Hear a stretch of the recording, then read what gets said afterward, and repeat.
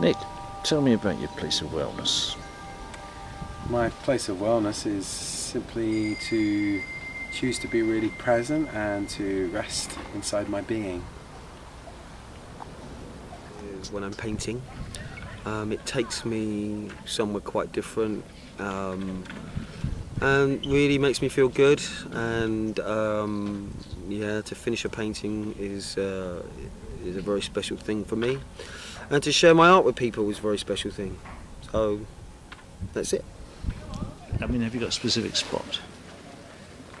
It has to do with the sea, I think, and views of the sea. I think there's something about the calmness, but there's also all the turbulence that's going on within the sea, but it's all it's all very calm as well, I think, in those areas. So yeah, sitting on the cliffs, looking out over the sea, watching just the world go by and changing is kind of my place. Yeah. I think. Beachy Head, yeah, I think it's really, I love it up there, and it has got that negative connotation with others, but I think there's something quite wild about it, and the way the kind of cliffs can go, and but there's also quite a lot of beauty in its rawness. I think that's what I quite like, being back to nature's, I suppose, 5 years.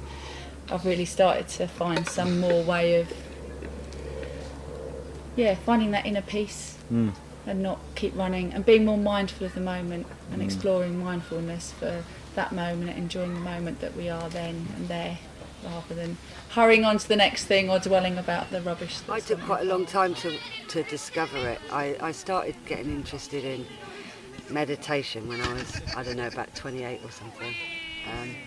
Went to a few silent retreats and things like that, and always had a real battle with my head, and I could never fall into that place that I assume was just like riding on the edge of your breath. And after many years of frustration and resisting, I ended up being very ill, and I went into a coma. Oh God.